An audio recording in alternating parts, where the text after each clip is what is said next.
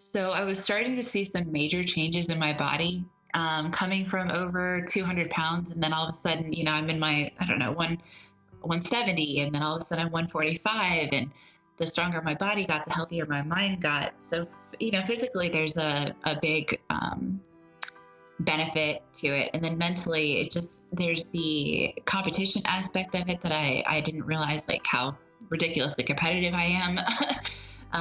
There's the family dynamic where once you're on a team, you kind of just have an automatic family. So there's a lot of elements to it.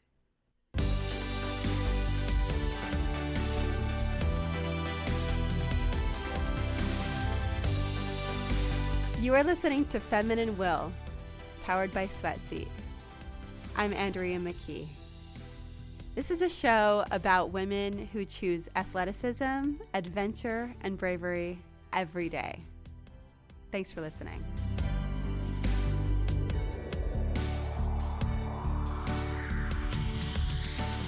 Today on the show, you will get to hear from Kaia Lola, who is a mixed martial arts fighter.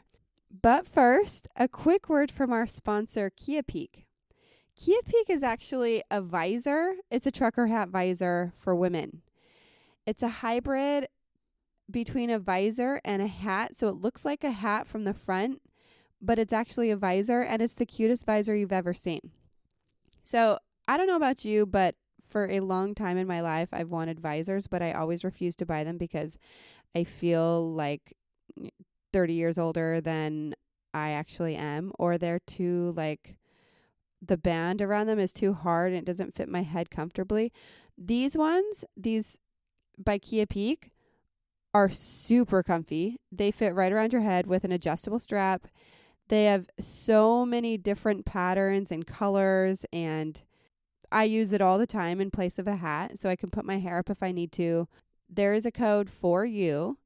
Just go to their website and use Sweatseat at checkout, SWETSEAT, for 20% off. You guys, that's a deal. They are American made in Nevada. Women-owned company, Kaia, KEAPEAK.com. And now back to the show. I found this an incredibly fun interview because I learned so much about mixed martial arts that I had no idea about. She first came across it in college when she was trying out different classes. She's tried out a sewing class, and she also tried out a martial arts class. And when she tried it out, she loved it. She couldn't stop. And ever since then, that was about 6 years ago, she's been practicing martial arts almost every day, about 6 days a week. And in May, she's planning her professional debut. I hope you enjoy. It's Kaia, right? It is Kaia Lola. Okay, that is so cute. I love Kaia. Is that your actual middle name? No, so my mom gave me Lola. I mean, Kaia is my name, but Lola, my mom gave me when I was, I don't know, three years old or so. So Okay. I've just kind of used it my entire life. Oh, I love it. So give us a background about you. I guess a big picture, if I were to put myself in a box, would just be, I'm a professional photographer, but I'm also an athlete. I fight. I do mixed martial arts, Muay Thai, Jiu-Jitsu. I'm starting to get into wrestling as well, just to diversify my game. And then other than that, I'm just a bona fide travel junkie. Cool. So, Yeah. So photography, how long have you been doing that?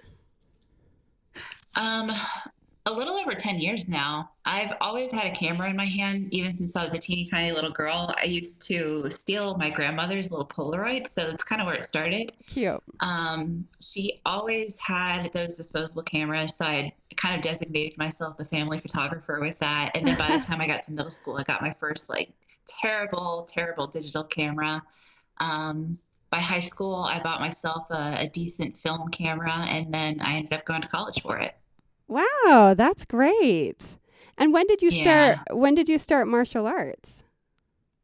I started martial arts, I think it was either junior or senior year of college. Every semester, I was taking one class that had nothing to do with my major just to kind of figure out what I was really interested in. Mm, I took everything from like sewing to anthropology, religion courses, etc. good So I job. took a judo class and I completely fell in love with it. Wow. Okay, I'm going to come back to that on how you fell in love Okay. with it. uh, Yeah. so let's just hit on what do you love to take pictures of? So hands down, fitness photography is my favorite for Mm. obvious reasons. You know, I love shooting martial arts, the Muay Thai fights, jiu-jitsu tournaments, but I also really enjoy photographing bodybuilders, physique competitors, and things of that nature. Oh, On the interesting. flip side, I actually shoot boudoir as well. So it's kind of taking Wow. my fashion background and implementing it in another realm a little bit. Okay. Okay. So Yeah. you've been doing that for about a decade and you still are Hmm. doing it. Hmm. Okay. And your martial arts, you started kind of in college when you took a class, which is really Hmm. cool that you were taking all kinds of other things that you were interested in. What a great Yeah. what a great way to take advantage of the, college experience. And Right. and so you got and you said you did jujitsu? How did is it am I saying that right? And was it that class or am I It's making that close. up? In college, I did judo, which Oh, has a judo. tiny bit of Okay. jujitsu. Okay. So I ended up getting into jujitsu after that, maybe like a year and a half after that. Okay. Okay. And so did you just immediately start doing it like every day or was it like, I'm going to take a class here and there? Yeah, so the class itself, I think, was 2 days a week, if I remember correctly. Okay. And then I don't know, within 6 to 8 months, I think there was a group of us that was just kind of obsessed. So we started a judo club and then we started meeting on weekends as well. Oh, cool. So it was at least 3 to 4 days a week. Within a year of that, my really good friend Chris and I, we're like brother and sister basically. We started Mm. going to a police boxing gym. So then all of a sudden we were going 5 or 6 days a week. Wow. And this is while you're still in college or after that? Yeah. Yeah, for Wow. sure. Yeah. So so what was it that you fell so in love with? There's a couple things. So at the time, um, I was definitely overweight. So I was starting to see some major changes in my body, coming from over 200 pounds. And then all of a sudden, I'm in my, I don't know, 170. And then all of a sudden I'm 145. And the stronger my body got, the healthier my mind got. So, physically, there's a big benefit to it. And then mentally, there's the competition aspect of it that I didn't realize, like how ridiculously competitive I am. There's the family dynamic where once you're on a team, you kind of just have an automatic family. So there's a lot of Mm. elements to it. Wow. So tell us more about the stronger mind and body. Like that's Hmm. really amazing that you saw yourself make those kind of bodily changes. Like what was kind of give us more insight as to what that was really like for you. So, I talk about this a lot because the person that I am now is nothing, not even slightly the same person I was before I started all this. I talk a lot about, especially in boudoir, trauma and really being proactive and being uplifting. So this is one of my mechanisms to get past trauma. Hmm. When I started it, that wasn't exactly the intention, but that's kind of what it ended up being. So the healthier my body got, the more I was like, I'm not going to allow people to treat me a certain way. And I'm not going to allow my past to kind of hold me in a specific position here and now in life when I have control of what's going on around me. Mm. So it just kind of allowed me to kind of regain control and then start focusing my life in the direction I really wanted to be.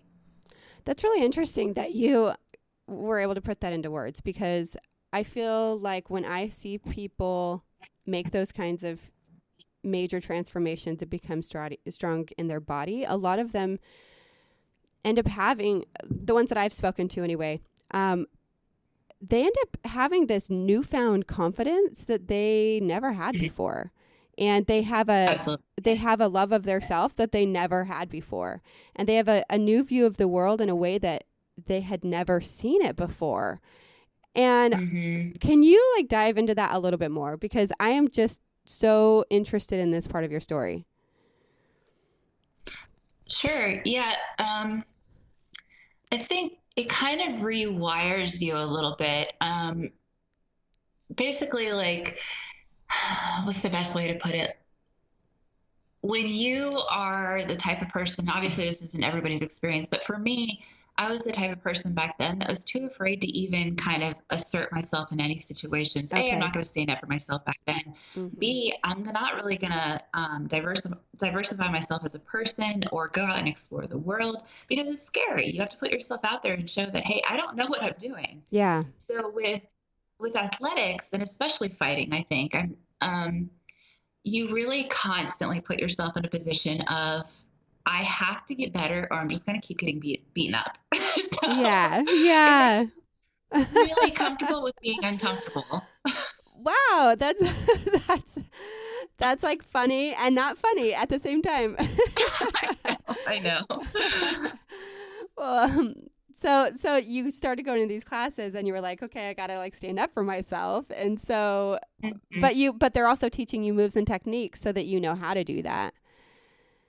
Yeah, for And sure. so as you were taking these classes, and were you taking them with this friend of yours, or were you just taking them like in the beginning? Like, did you go with a friend, or was it just a college class? No, no, it was just a sports class, just like you would take a yoga class or any other physical class in college. I met my friend Chris there. We hit it off immediately and started just like meeting up at the park to try and beat each other up. And then we started going to the police boxing gym. And uh, very soon after, we started going to an MMA gym that was maybe 45 minutes away, a couple Mm, days a week. So I don't know, we just kind of got obsessed with it really quickly. And that was the foundation of our friendship. wow. And can you please, for the audience members, which is probably most of them, can you describe what is MMA? So MMA is any combination of martial arts. So for me, it's Muay Thai, which is all striking. It's going to be boxing, elbows, knees, kicks. There's also jujitsu, which is the grappling portion, so chokes and submissions, arm bars, and whatnot. There's wrestling and judo, which is the takedown portion, so hip tosses and things of that nature that get the fight to the ground. And of course, there's other arts, but they're all kind of variations of the same concepts. So as you're describing the the arts and what the different martial arts focus on, I find that really interesting because I'm like trying to imagine myself, and I'm like, would I like that? I mean, I used to like when I was a kid, Yeah. just brother sister fight all the time, and we had fun with it, but it was also very empowering when you felt like you were like winning. Of course. Right. And I know that especially you talked about trauma previously in your life, and in some ways it was probably really empowering for you to feel like, okay, I don't have to be a victim at Hmm. this point. Like, I can actually take power and control of my own life. I can actually um I can be the one with some power, and not power to necessarily overtake other people, but just power to stand up for Right. yourself. Absolutely. So I'm Yeah, definitely wondering, not in like, like a bullying yeah. way but for yourself. Yes, yes. And so I think that's actually really interesting as you describe it, because from a trauma standpoint, I don't know what your trauma was or if you're interested in talking about it, because there's no pressure either way. Is it something you want to talk more about, or are you good with just what we have mentioned so far?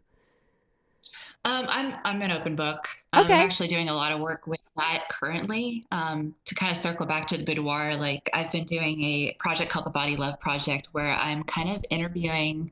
I'm lowering the financial barrier of entry for women to come in and do these boudoir shoots, but it's very much so centered around women who have experienced trauma. So whether that's domestic violence, having been cheated on or negative body image or sexual assault, those types of things. So for women who really need to pick me up.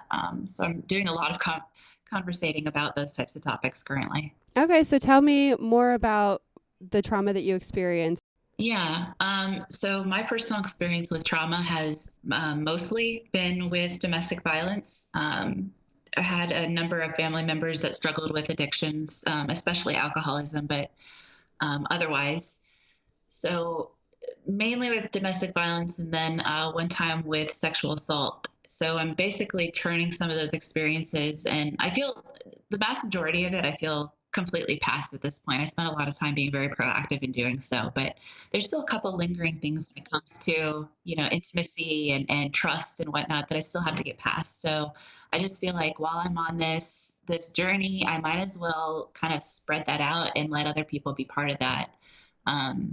It's ridiculously common, Mm, disappointingly so. it is. Mm-hmm. It really is. And I So, think so. So tell us more about your boudoir shoots and why you feel like it's an important thing for you to be doing. Like, what does it do for your clients? okay. So we talk a little bit about some of the things that they've gone through. And then once they come in, we shoot 5 different outfits. We get their full makeover done. They get their hair and makeup completed. And then after the photo shoot, we take like an hour or two where I just do really light retouch of the images. So just changing color and exporting to JPEGs, et cetera. And then I do the photo reveal. And it's then that they kind of just see themselves like, that's me. Oh my God, that's me. So for a lot of people, that can be really transformative because they get stuck in this perpetual either being told that they're not good enough or due to situations not feeling like they're good enough. So just to at least see themselves as something that's very beautiful can be uplifting in Mm. itself. And that trickles down to the other aspects of being a depthful human being. Wow. Okay, that's really interesting. That's really cool. Is there any kind of reveal in particular that you remember that you felt like, okay, this person was really touched by this experience? There's been so many where Okay. they've been overwhelmed by the transformation, Mm-hmm. but to have somebody come in and say, this is kind of my life story essentially. I don't know how to articulate that the Mm. best, but to have somebody just say, like, clearly have been holding on to this. I've had people break down and cry because they're just carrying it with them, So for me, Yeah. it almost feels like this is an outlet for some people, and that's really important to me. Wow. Thank you for sharing that. Yeah. Absolutely. Yeah. I think it's really interesting. I think one of the things that I find when bringing people on the show is, and this is something that I just love about people and about hearing their stories, is that people are so dynamic and they aren't just one thing. I mean, you might be super into mixed martial arts, but you're also super into photography and you have this experience with boudoir shoots that you're really passionate about. And, Hmm. and I think that's what makes people so beautiful is the dynamic nature of them and our ability to, as individuals, grow and change and expand, and that we have Absolutely. so many parts of our character, of our personality, of our body, of our soul that have the ability to expand and grow. So I want to kind of start diving into a little bit more about what it's like for you in mixed martial arts. So that's what MMA stands for those who don't know. It's mixed martial arts. And it is Hmm. something that you even travel for. Like you were in Canada recently for that, Hmm. right? So, Yeah, I do. yeah. Canada is just grappling, but yeah, absolutely. I'll travel for martial arts. Okay. So, kind of give us an idea into what it looks like for you right now. Like, are you doing it every day? What are you focusing on right now? So I definitely train 6 days a week. Right now, we are actually looking into my next fight being my pro debut. So Really? potentially May 16th, if that goes through, it'll be Wow. official. Congrats. Okay, we are going to come Yeah, back super to that. I excited. want to know more about Pro Debut. So, Okay. so give us some more ideas. Like, give us some more understanding of what you've done so far in in mixed martial arts in terms of traveling, in terms of what you Mhm. how much you do it that has sort of gotten you to a point where now you're going to be doing a pro debut? hmm So I've been training at least 6 years now, probably longer than that at this point.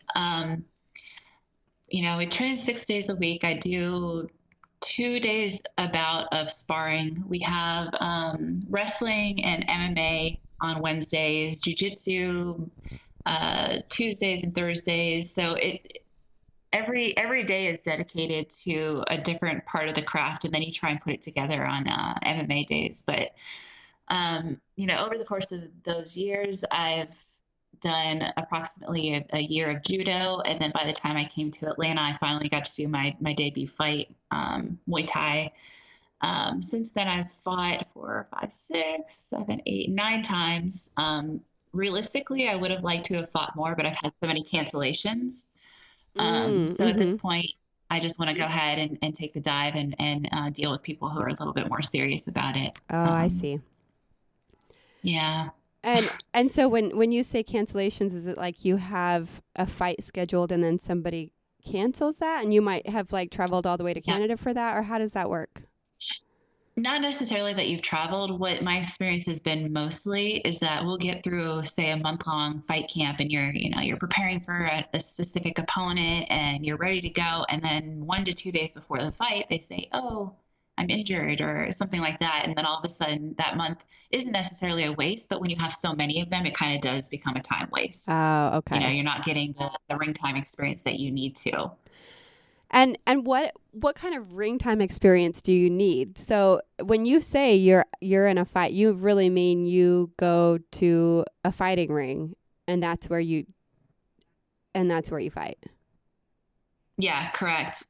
It's different when you are fighting in the gym because it's people that you already kind of know their game a little bit. They're not out to genuinely hurt you, those types of things. So when you're in the ring, you get the full adrenaline, you get the crowd, you get somebody else's game that you had prepared for, but you don't really know what they did during the camp. So there's going to be a lot of unknown variables that are going to be involved, and you're not going to have like your shin guards and all these extra things to make you feel safe and comfortable. So it's just a different experience. You want as much of that as possible before you go pro. Okay. And what are the crowds like at like these matches? Um, Depending on where you are, but I mean, it's a lot of what you kind of anticipate any American fight crowd to be like. They're yelling, the other teams yelling for them to hurt you, and your team's yelling for you to hurt them, and it's kind of silly, but Yeah. when you're in the ring, you really don't hear any of that. Yeah, yeah, cuz you're just focused on what you're doing. And so I love that you said any typical American fight crowd, and I'm like, I have no idea what that looks like. I mean, I can imagine it just from like movies. Sorry. Yeah, but it does change though. Like, say the Japanese crowd is way more respectful and way more knowledgeable about it. Like, even if they don't Oh. participate in martial arts, the Japan just knows more about martial arts. So you get fight Mm. crowds in the U.S. who are just like, um, "Get off the ground, stop hugging them," and it's like that's like very technical, beautiful jujitsu. Like, can we not do that? Can we not? So they're a little more silly. Oh, that's great. That sounds okay, like a typical Yeah. American fight crowd. Yeah, um, it's just fun. It's funny because because I this is a brand new world to me. I'm trying to think of my experience with fight, like Rocky. Uh-huh. Um, Yep. um, I've seen trailers for the like I Fight with My Family movie. Um, and I'm trying to think of anything else. So I kind of want to know like how far off or is Rocky totally different than what you're doing? Is that just boxing, and is boxing different than fighting? Okay, so for Rocky, because I don't know the second reference you said, but I fight with my family. It's a movie that's recently out within the last year or Oh, so. okay. It's like on I want to say Okay. Amazon Prime, or maybe it came out in theaters. I don't know.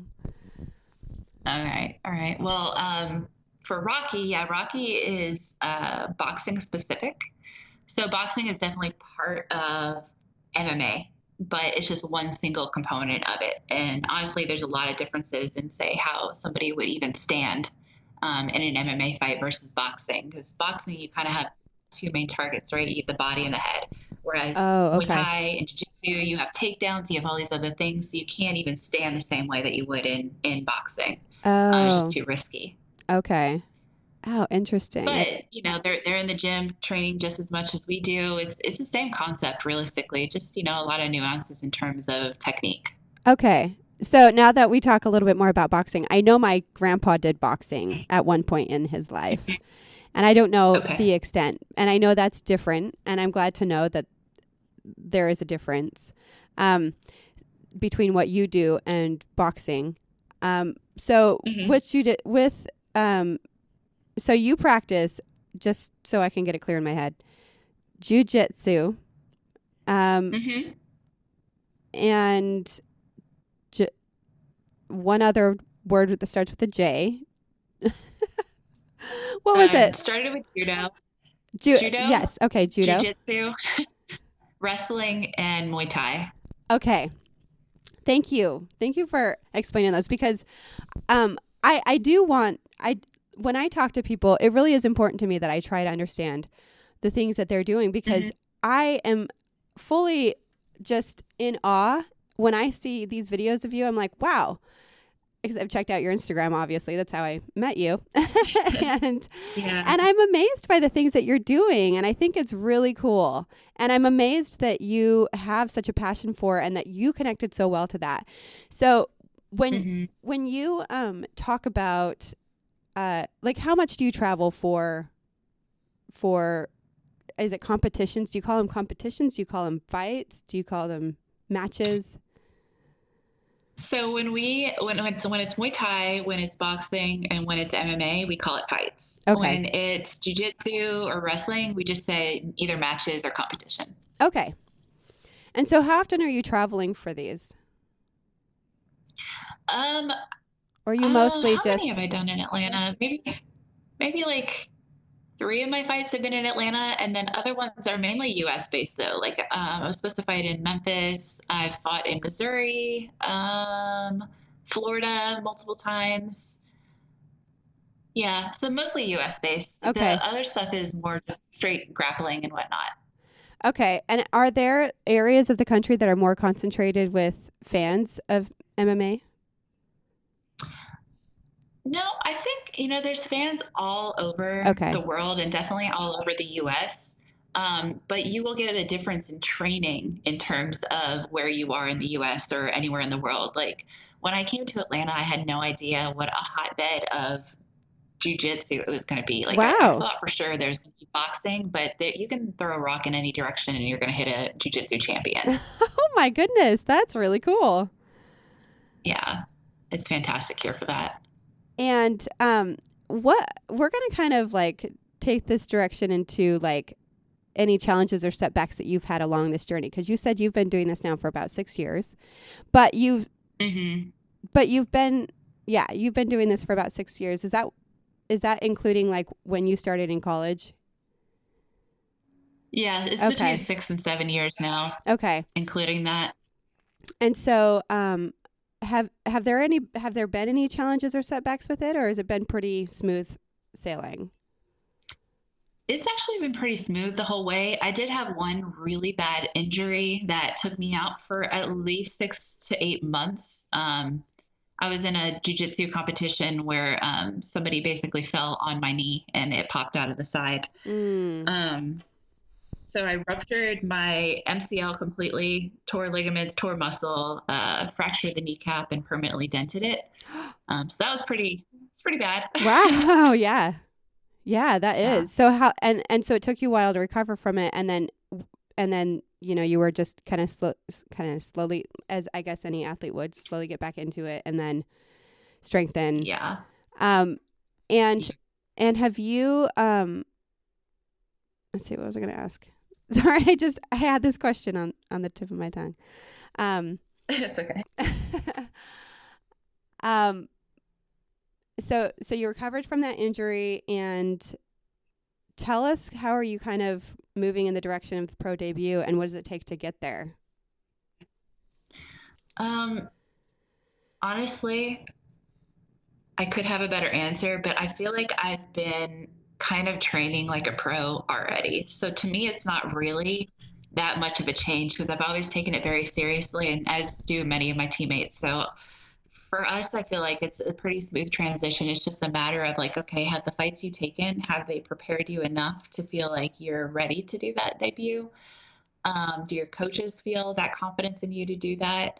Um, and then of course analyzing, what the next couple steps are. Like, okay, is getting into the UFC or Bellator, is that a realistic couple steps away, etc. So in terms of training, I think I would just be able at this point to start working with more people like nutritionists and maybe a strength and conditioning coach again or something like that. But Mm. otherwise, we're still in the gym 6 days a week, several hours a day. So it's not a huge change. Okay, so what does it look like once you get into pros? Like, is it going? You said you've already been training like it. So if you get into Yeah. pros, how is that different than what you've been doing? A couple things are different on the back end. So when you fight, you're going to not be wearing any shin guards, no elbow pads, and nothing like that. And as an amateur, I fought several times like that already, where I didn't wear shin guards or anything. But as an amateur, you're also allowed to if you want to. The two opponents can decide on that. So there's not going to be any of that extra padding, no headgear, no nothing like that. You're able to be paid, which is really nice, finally. Okay. Oh yeah. um, Okay.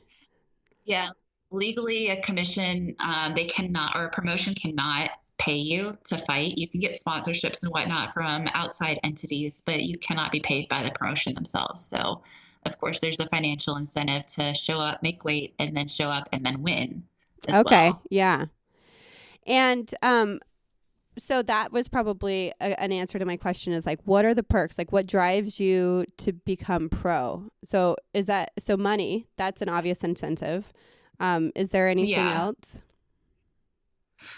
definitely. So, realistically, it was just a goal of mine to go pro because I've been doing Okay. this so long. Why not? Right. Okay. But at the same time, I know that I am a pretty darn good martial artist. I Yeah. know that I have the potential to go to the top. So Cool. why not see how far I can take it? I don't have anything holding Mm. me down. I'm not married. I don't have children. So I really want to see how far I can take it in the game. Can I get into Bellator? Can I get into the UFC? All of Oh, those wow. things. So So we so have the connections. If I could just play my cards right and hopefully perform well, let's do it. that's awesome. So Yeah. so I know a lot of people are probably familiar with UFC, but maybe not. So can you describe Bellator and UFC? Yeah, they are, I would say the three major ones to consider are Invicta, which is an all-female promotion, and they now correspond back and forth. Like UFC owns Invicta, so they're kind of funneling the women right into the UFC from there, etc. Bellator is massive, huge following. They're just the two biggest MMA promotions that US citizens would know about. Okay. Okay. And those are usually Yeah. televised, right? Yes, Okay. absolutely. And how are you feeling about the so you said you fought a couple times already without the headgear, without the shin guards. How do you feel Yeah, many about times. okay. So and so you've obviously had experience with it and going pro you wouldn't be able to do those things, wear those things. So how do you feel about that in general? Because obviously there's risks to like head injuries, although it's not boxing, so it's probably not as risky as if you were doing Right. boxing. Um, but That's how do you feel about that in general? I don't really have too many thoughts about it. Okay. Obviously, it becomes a much more serious situation because you have very serious fighters. Once you go pro, that's just inherently saying, like, I take this very seriously. Yeah. And I consider myself good enough to be here and be called a pro. So Mhm. And it'll be riskier in the sense that I'll be facing people that are potentially more dangerous. yeah. Um, then you're adding in two tools that you might not necessarily be able to use as an amateur, and that includes throwing elbows and throwing knees to the head. You can always throw knees, but you can't always throw them to the head. Um, Okay. So I consider those to be two very dangerous tools. Something else to really think about when you're in the ring. But otherwise, no, I'm pretty comfortable. There's something, I don't know if it sounds bad, but like there's something very animalistic about being in the ring and you don't have any gear on you. You're just in survival mode and you're just doing what you've been preparing to do for 1 to 2 months already, you know? Mm-hmm. And do you just go, like, how often would do pros fight or go into a match? Does it just, It varies. okay.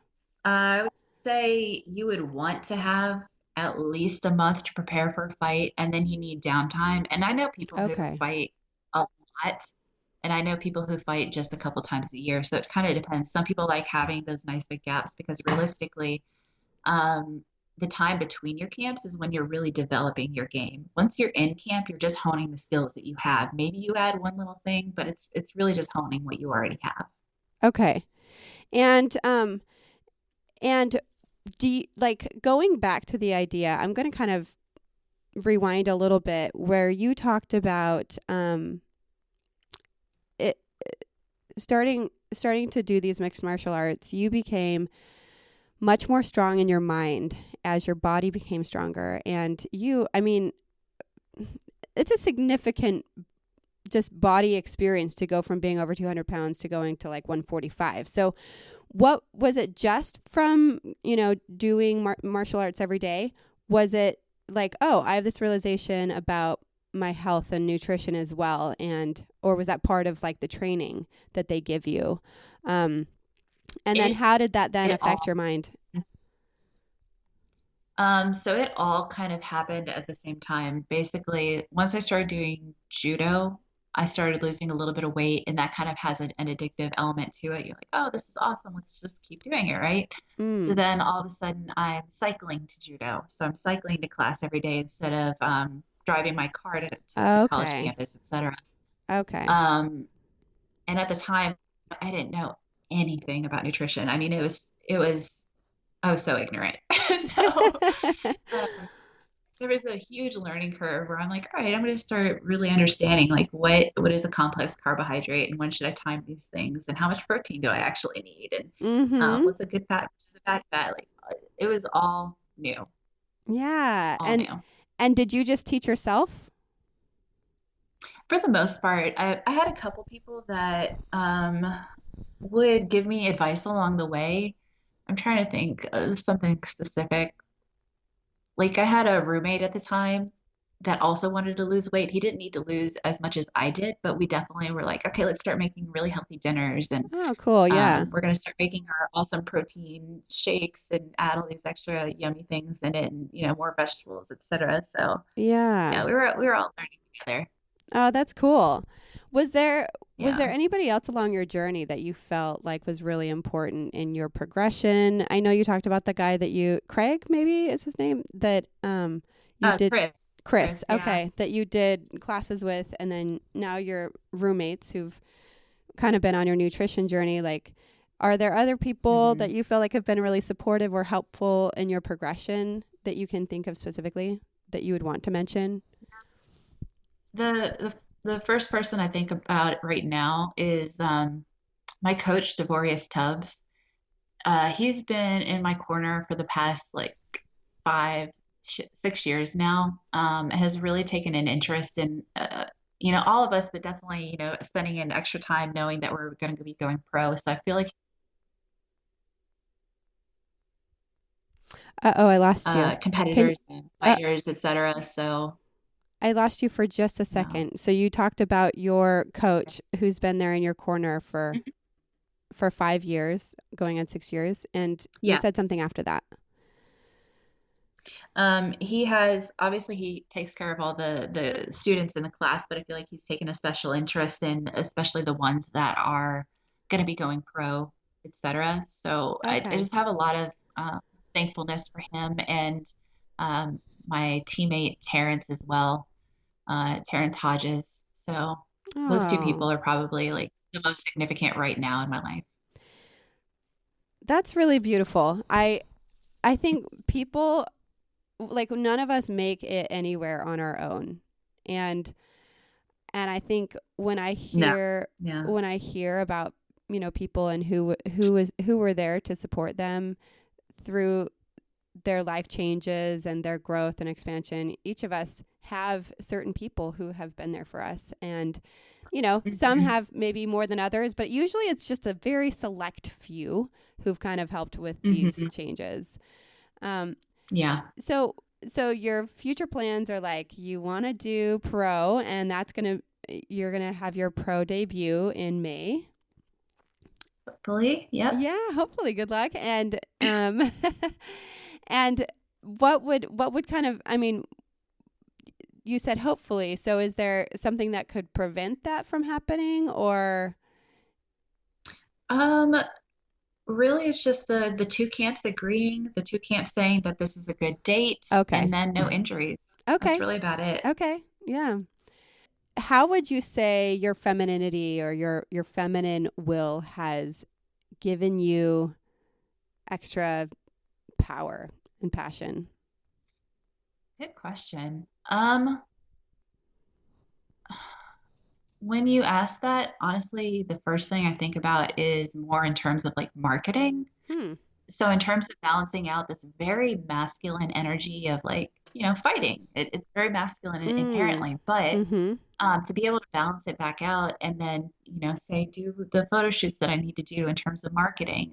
It's unfortunate that for our world, especially, you can be the most talented in the world, but if you don't understand marketing, you're just not going to get those same opportunities. So they really do have to go together. So I think about the feminine energy in terms of balancing the masculine and feminine energy and making sure that I'm not only a good athlete, but I'm something that the UFC would want to promote. Oh, interesting. Can you give us Yeah. like an example of what that could be? Because you talk about marketing, but that's coming from your standpoint and your thought process. But give us like an example of what that might seem like. So, I mean, you can really look at any of the current female fighters, like Ronda Rousey did it. Joanna, I'm trying to remember how to say her last name, Jezierski or something like that. She's Polish, but anyway, everybody would know her who's involved in this realm. Everybody's understanding that yes, I can be a really tough fighter, but I still need to do these photo shoots. I still need to kind of be the face of this promotion, and so that the people will come and they'll watch. Um, Hmm. there's exceptions to that, but you don't see that those women are getting the same platform as the ones who are tapping into that side of the game. Okay. And do you think that it's authentically tapped into? Do you feel like yeah, do you feel Yes like and that no. okay. Yes and no, because there's some people I feel like it's very natural for them to do that. Like for me, I'm perfectly fine, kind of towing that line. Like I don't mind doing sexy. I'm never going to be like over the top, more on the sex side, Mhm. but I'm fine doing sexy and attractive. That's Yeah. perfectly natural, normal, Yeah. healthy, in my opinion. Yeah. It actually makes me feel a little bit uplifted coming from Mhm. that background of being an over 200-pound girl and not feeling pretty. So Yeah. I'm fine with that. What would you say like are some of the most important lessons that you've learned along this way, along the journey? To be very comfortable in uncomfortable situations has been so beneficial, in and outside of the ring. Just being okay with being like, you know what, I don't really know this that well. I'm not really that great at this. So let me just do it a lot. Like I need to. You have to be okay with not being an expert at something and not being able to shine and be, the golden child at all times.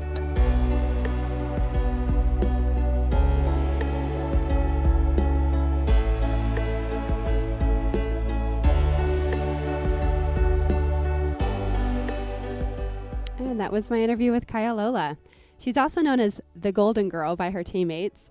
She loves the gold colors of the Eastern culture, and her teammates just kept calling her the Golden Girl, so she got that name and she loves it. So if you visit her Instagram at Kaia Lola, KaiALola, you'll get to see her doing mixed martial arts, and it's pretty cool. I have a song that I've written. It's called Letting Go, and I wanted to share that at the end of this episode. So if you're driving, you are going to have an extra something to listen to.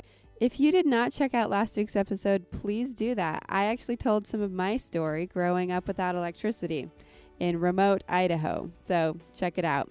Thank you so much for listening today.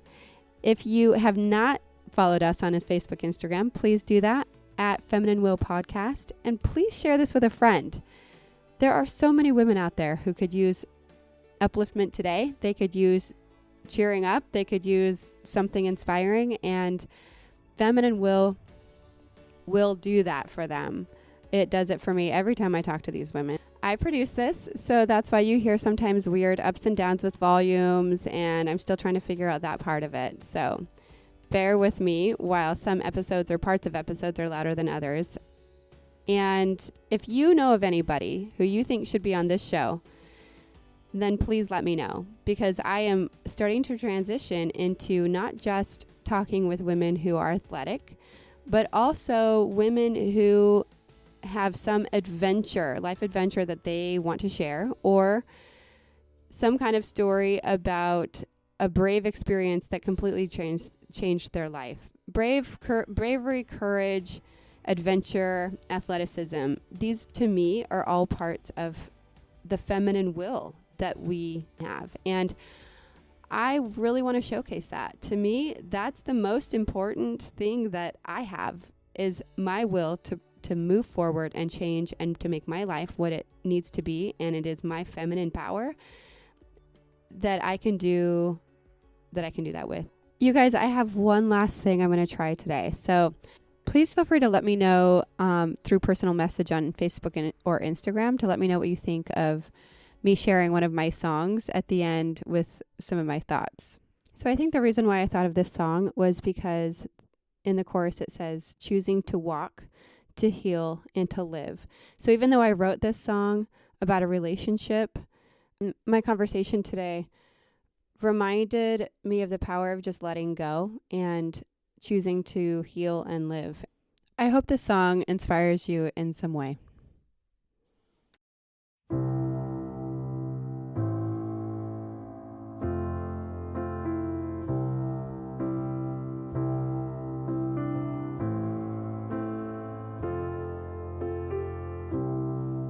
Tried to leave what we had in the past, moved away and assumed it'd go away fast. Part of me wants to let go, part of me wishes I could know if it would ever work out. Finally putting it away, finally letting go of the pain, choosing to walk, to heal and to live. Love felt tried.